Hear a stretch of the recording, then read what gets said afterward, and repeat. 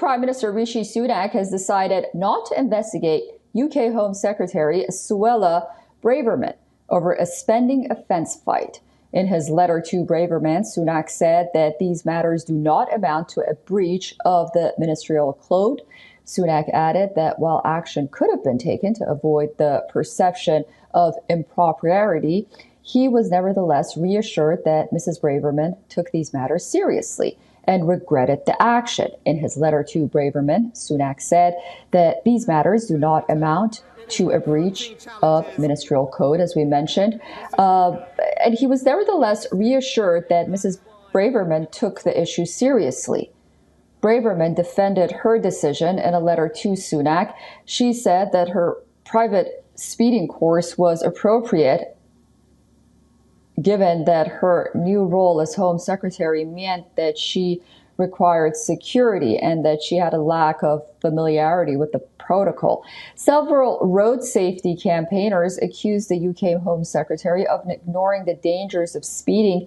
Suella Braverman became the latest minister to be caught committing a road traffic offence after UK Prime Minister Rishi Sunak was fined for not wearing a seatbelt. His promises to you was to grow the economy, and today we're announcing the second round of Well, for more on this, our correspondent Alex Isaac sent us this report from London. Let's take a listen.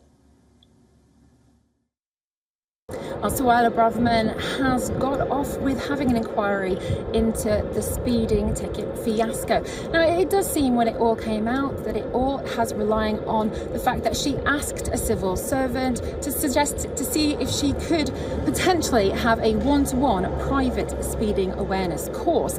And then she decided to take the fine and to take the points on her licence. And that all of this has blown out of proportion, because at this moment in time, it does feel like there's a lot of people within her own party that don't really like Suella Braverman, and they are pushing for her to potentially be ousted. Now, Rishi Sunak has said that he supports her and that there will be no inquiry going forward, and that he does believe that she did not break the ministerial code, and he does support her.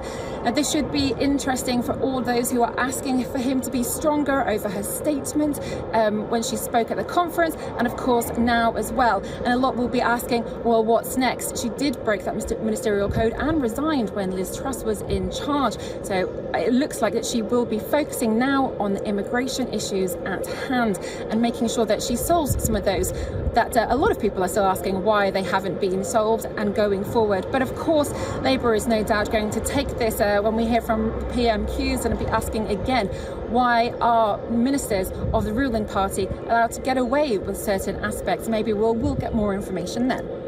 This is Alex Isaac reporting from London for WION World is One.